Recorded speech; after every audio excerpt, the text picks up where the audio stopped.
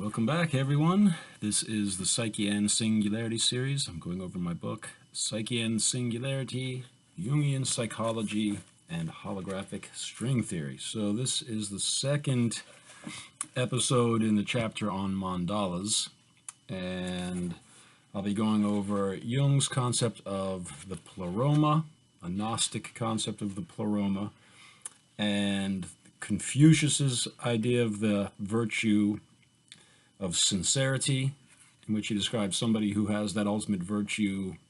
They have an image of the world which corresponds to Jung's idea of a mandala description of the cosmos. I'll also compare Jung's mandala theory to the Tao Te Ching, where Lao Tzu talks about the mystic virtue and the idea of being great. And finally, I will compare Jung's mandala theory to Hegel's idea, of the absolute idea, and how he describes that ultimate source of everything in a way that is extremely similar to Jung's idea of a mandala. So, as we went over in the last video, Jung, in his autobiography, said that the ultimate discovery of his life is that the ultimate archetype of the self expresses itself in psychic imagery as a mandala, a circle or a sphere with a central point. That's the main structure of a mandala as it appears in the images in our dreams and in our reveries. And so for the book, I said, well, if according to Jung and Pali, the mind and matter both originate from the same archetypal source, then, and if the laws of psychology therefore mirror the laws of physics, and if the ultimate psychological discovery is that the ultimate archetype of the self creates mandala images, well, what corresponding mandala images do we see in the material world? And I say it's black holes, which are geometrically perfect mandalas. A mathematical point, a point of infinite density and zero volume, surrounded by a perfect sphere, which is either the event horizon of a black hole or the cosmic horizon of the universe, where space-time is expanding away from our perspective on Earth at the speed of light. So, one of Jung's criteria for identifying archetypal images is, well, first of all, did it arise in your own from your own unconscious mind? Have other people, have your contemporaries experience the same thing? And then finally look at the historical record, at mythology, religion, folklore, science, and see if these same images have appeared throughout history. Because the collective unconscious is supposed to be outside of space and time, so it doesn't change. What are the consistent patterns that repeat in every time and place? And he said the mandala image is the most obvious example of an archetypal image, because it appears throughout history, not only in China and India, where the mandala is normally associated with Chinese and Indian philosophy, but he says you can find it everywhere. Egypt and in Europe in the Middle Ages. And so at any rate, with that in mind, I'm going to look at a few historical examples of this mandala image as the image of the ultimate source of everything, which is called the archetype of the self, the God archetype, the unus mundus, and the one. So I'll begin with his description of the Pleroma.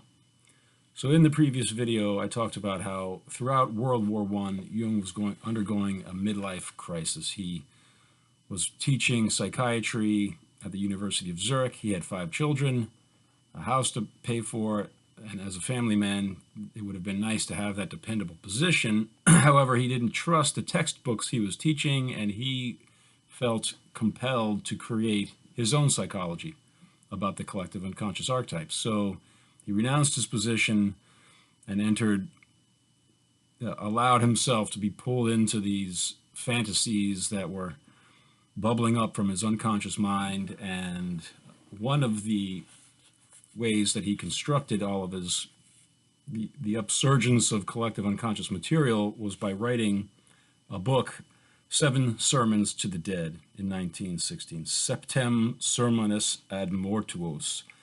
So he took on the character of an Egyptian Gnostic called Basilides, and he was speaking to the dead.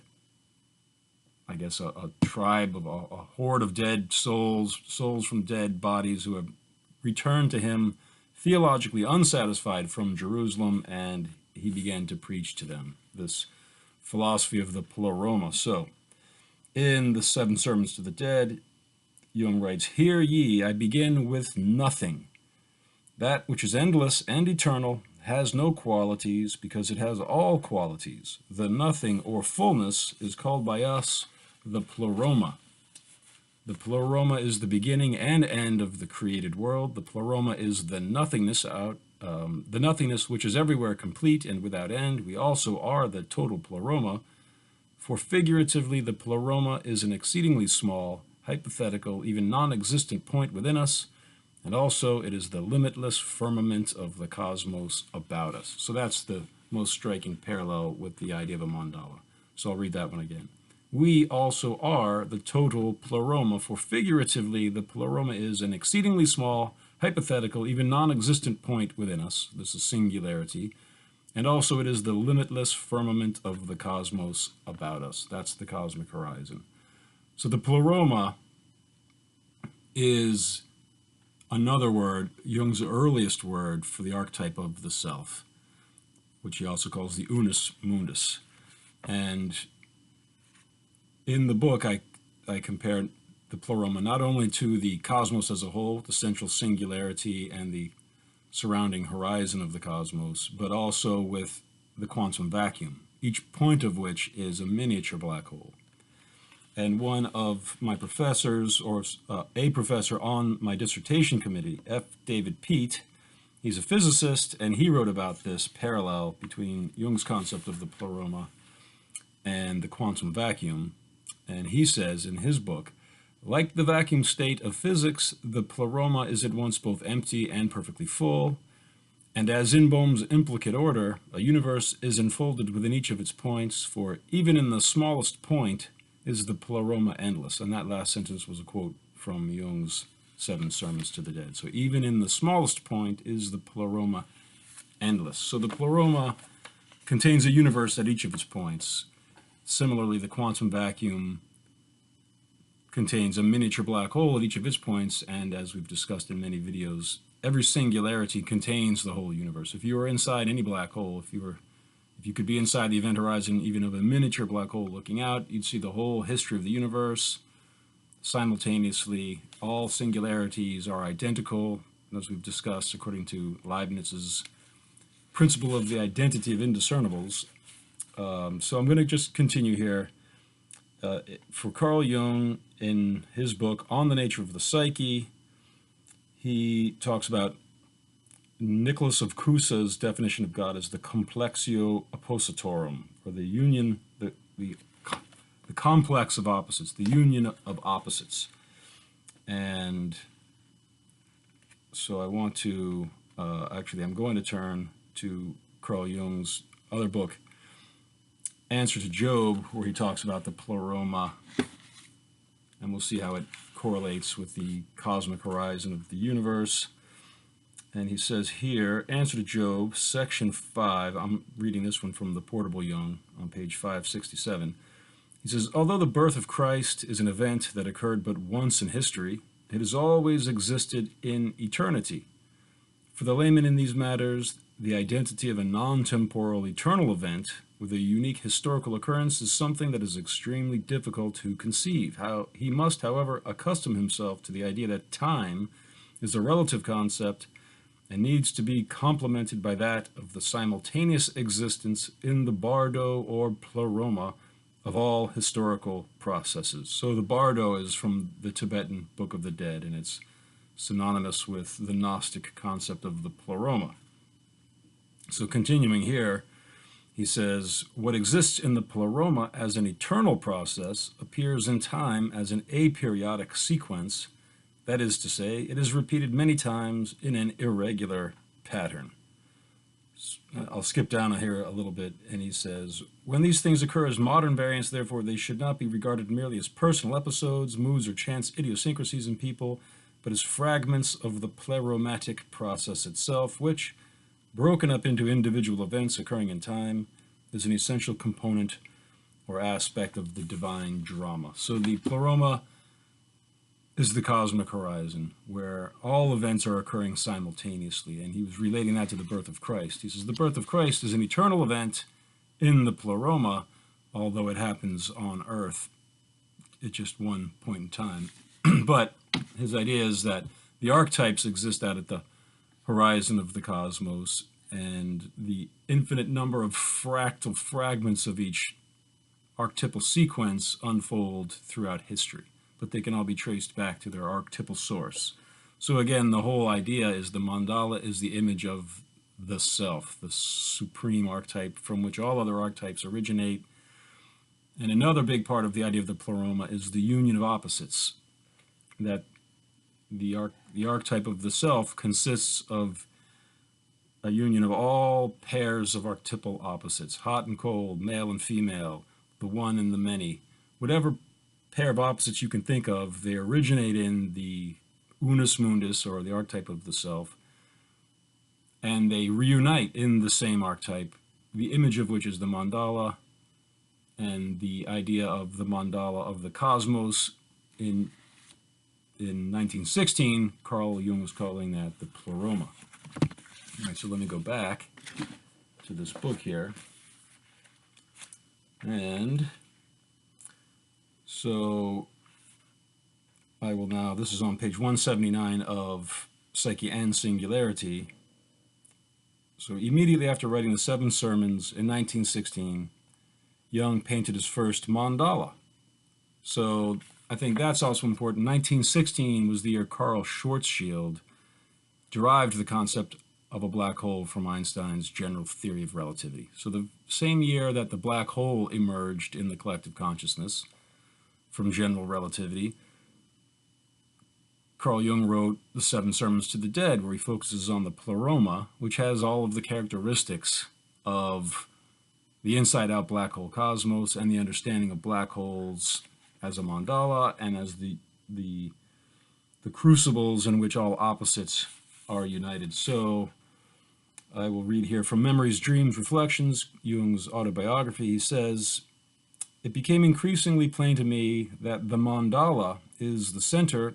It is the exponent of all paths. It is the path to the center, to individuation. There is no linear evolution. There is only a circumambulation of the self." So individuation, as I've discussed in previous videos, was Jung's word for self-realization. It's the uniting opposites, specifically the conscious and the unconscious mind. To become individuated, or to become a whole person, first you have to grow up and accept the burdens of your social role. But then at some point around midlife, Jung says it usually happens, you have to, while fulfilling your obligations, at least to some minimal degree, intellectually disassociate yourself from whatever role society has for you, and simultaneously disassociate yourself from the collective unconscious archetypal demands that are made upon you, and become an individual ego. And then you have to reunite with those two opposite extremes by reuniting with the archetype of the self, or realizing how you are rooted in the archetype of the self, which is the archetype of the union of all opposites, the archetype of wholeness through the union of opposites. So individuation is when your conscious ego reunites with the collective consciousness of society on the one hand, and the collective unconscious archetypes on the other. And when you can harmonize those opposites, then you have become individuated. And with that in mind, I will now show how the same basic idea of individuation, or self-realization, or uniting the opposites of the conscious and unconscious mind in the private and the public life, appears in Confucius's ultimate virtue of sincerity, or Cheng, C-H-E-N-G is how it's translated into English. It's sometimes called sincerity, sometimes called wholeness. I think wholeness is more apt in some ways for my purpose, but on the other hand, I wanted to keep the word sincerity because it just seems like a practical piece of advice. So Confucius is saying, just be sincere, be real, be true. You know, if you're a sincere person, you're going to have this ultimate virtue which will enable you to complete yourself and other people. As we'll see, it is very similar to the whole idea of seeing yourself as one with the inside-out black hole of the universe itself. That is the ultimate virtue, the way I'm reading this. So here it is from Confucius, and he says, "Sincerity is that whereby self-completion is effected, and its way is that by which man must direct himself. Sincerity is the end and beginning of things." We saw Jung say the same thing about the Pleroma. "The most excellent thing. With this quality he, the sincere man, completes other men and things also. This is the way by which a union is effected of the external and internal. Hence to entire sincerity there belongs ceaselessness. Not ceasing, it continues long. Continuing long, it evidences itself. Evidencing itself, it reaches far. Reaching far, it becomes large and substantial. Large and substantial, it becomes high and brilliant."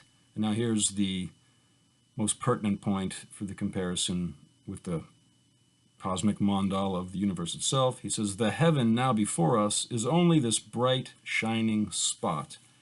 But when viewed in its inexhaustible extent, the sun, moon, stars, and constellations of the zodiac are suspended in it, and all things are overspread by it. Therefore the superior man honors his virtuous nature and maintains constant inquiry and study, seeking to carry it out to its breadth and greatness so as to omit none of the more exquisite and minute points which it embraces, and to raise it to its greatest height and brilliancy so as to pursue the course of the mean." So if you can gain sincerity, according to Confucius, you can complete yourself, you can complete other people as well, and you can effect a union of the external and the internal. That's exactly what Carl Jung calls individuation. The external conscious ego, the internal collective unconscious. If you can unite these, then you'll be able to complete yourself and whoever else you come in contact with. So, but what is sincerity? And this is, well, I'll go back to this part. Reaching far, it becomes large and substantial. So the singularity of the Big Bang. It reaches far, it becomes large and substantial. It becomes the horizon of the cosmos. But then he says, the heaven now before us is only this bright, shining spot, and then all of the constellations of the zodiac are contained in it. So going back in our minds to the videos on near-death experiences, that's when people oftentimes recall their out-of-body near-death experiences after they come back. They said it seemed as if they were hurtling through space, through a dark tunnel, toward a brilliant point of light that contained everything, all knowledge, all love. And I compared that to what you would see according to relativity theory if you were traveling through space at near the speed of light. You would see all of the light behind you pulled into a single point of light at the end of a dark tunnel in front of you. And that single point is equivalent to the singularity. So it seems to me that Confucius is describing the ultimate virtue of sincerity. The person who has that ultimate virtue is perceiving the world from the same perspective as someone who's having a near-death experience. Becoming one with the cosmos is the only way to achieve sincerity here on earth, it seems to me, is what he's saying. And so I'll leave it at that and move on now to the Tao Te Ching. So here's where Lao Tzu says, he's talking about being great. The Tao is great. So another way to, here's how he describes the Tao as being great. He says, being great implies reaching out in space. Reaching out in space implies far-reaching. Far-reaching implies reversion to the original point. So that was the point I was making with Confucius. At the farthest reaches of the cosmos is the cosmic horizon. Every point of the surrounding horizon of the cosmos is the singularity. The singularity is present at each of those points. From our perspective on Earth, the horizon of the cosmos is infinitely hot. Infinite heat is infinite energy. Infinite energy means there's a singularity at every point of the horizon. Plus, the Big Bang is echoing in from every point of the horizon of the cosmos. And then also, if you were traveling through space-time at the speed of light, that's what you'd see. All of the cosmos contained in a single point at the end of a dark tunnel. So there in the Tao Te Ching, you have the same idea of the Tao as this single overarching point that somehow contains everything in the cosmos. Later in the Tao Te Ching, Lao Tzu writes, when the mystic virtue becomes clear, far-reaching, and things revert back to their source, then and then only emerges the grand harmony. So again, the farther you reach out in space, eventually you revert back to the original point from which everything emerges, and when you do that, then you have the grand harmony, the union of all opposites. So all opposites emerge from the original singularity, and they're all reunited back in that singularity at the horizon of the cosmos, which it seems to me you have to have a vision of this, according to Confucius and Lao Tzu, to have the ultimate virtue of completeness. So now, another Taoist philosopher, Zhuangzi, the writings of Zhuangzi, here is what he talks about, and he's bringing this more into the everyday life of humans, dealing with people with opposing opinions. So here's what he has to say. He says, this view is the same as that, and that view is the same as this. But that view involves both a right and a wrong, and this view involves also a right and a wrong. Are there indeed or are there not the two views, that and this? So now the people who have these opposing points of view, he says to them, or he says about them, they have not found their point of correspondency, which is called the pivot of the Tao. As soon as one finds this pivot, he stands in the center of the ring of thought, where he can respond without end to the changing views, without end to those affirming, and without end to those denying. Therefore, I said, there is nothing like the proper light of the mind. So I just thought it was interesting. The archetype of the self is the union of all opposites. It's the archetype of wholeness through the union of opposites. And Zhuangzi is talking about people with opposing perspectives. The reason that they reject what the other person is saying and only believe what they're saying is because they have not found the pivot of the Tao. But if you do find this pivot, then you stand in the center of the ring of thought, and you can combine both perspectives. So if the ring of thought is the horizon of the cosmos itself, where Carl Jung said he experienced the past, the present, and the future of the whole universe, he became one with the entire universal trajectory, blissfully so, then that is an experience of that union of all opposites enables you then to respond without end to people with opposing political perspectives, opposing religious perspectives, whatever the opposing opinions are. If you come in tune with the pivot of the Tao, the central singularity and its encompassing horizon, then you can show both sides how they complete each other, if they could somehow combine their opposing worldviews, which is reminiscent of Friedrich Hegel, or Georg Wilhelm Friedrich Hegel. So Hegel had his philosophy of the dialectic of history. Every position starts out as a thesis, and then someone comes up with a counter position, which is the antithesis, and then someone else will come and unite the two with a new synthesis, which then becomes a new thesis against which someone will create an antithesis, and so on. That's the dialectical progression of thought. But Hegel also had this philosophy of all opposites being united in what he called the idea. And the way he describes that is very similar to the Pleroma, or the entire mandala shape of the universe itself. So I'll just, but what's interesting about Hegel in particular is he introduces the concept of gravity into this image, which makes it very pertinent for what we're doing here with the idea of the parallels between black holes and Jung's concept of the self and the mandala images that come from it. So I'll read here from Hegel. He says, just as gravity is the substance of matter, so also can it be said that freedom is the substance of spirit. Matter possesses gravity insofar as it is impelled to move towards a central point. It is essentially composite and consists entirely of discrete parts which all tend toward a center. Thus matter has no unity. Spirit, on the other hand, is such that its center is within itself. It too strives towards its center, but it has its center within itself. Matter has its substance outside itself. Spirit, on the other hand, is self-sufficient being, which is the same thing as freedom. So gravity is the substance of matter, and matter is always seeking a center. So you take objects floating in space, and they're gravitating towards some center outside of themselves. And he says spirit also is always approaching a center, but its center is within itself, and that constitutes its freedom, he says. Also, because it's not being forced towards some external center, it's being forced towards its own self. And by that definition, if you identify spirit with a gravitational singularity, it makes sense. Matter's gravitationally pulled towards some center outside of itself, therefore it's composite. Spirit is its own center. It is the singularity. It's infinitely contracting into itself.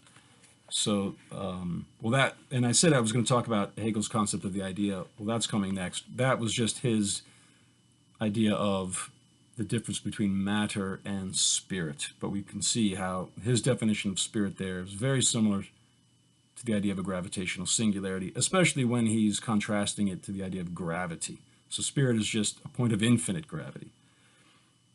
So I will, and I'll read here from the bottom of page 186 in my book. Hegel says gravity is the substance of matter, while freedom is the substance of spirit. But if spirit is a point of infinite gravity, it would seem that when we intensify gravity, the material force of contraction, to an infinite degree, it reverts into its opposite, freedom. So again, gravity is the force that forces matter towards a center outside of itself.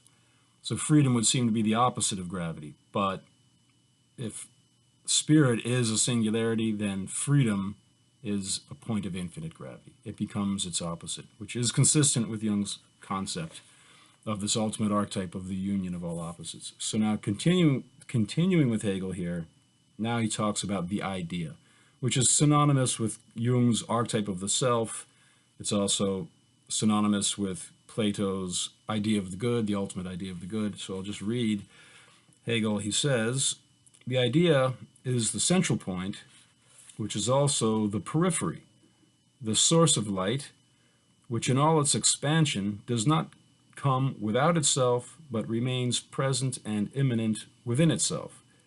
Thus it is both the system of necessity and its own necessity, which also constitutes its freedom. Okay, so the main idea here is the idea is the central point, which is also the periphery, the source of light, which in all its expansion does not come without itself, but remains present and immanent within itself. That seems to be identical to the idea of a gravitational singularity at the Big Bang. It's the central point, but it's also located at each point of the periphery of the cosmic horizon. It's the source of light, but even though light is exploding from it, it's not emptying itself of anything. It always contains all of the light which is coming out of it. It's the beginning and it's the end.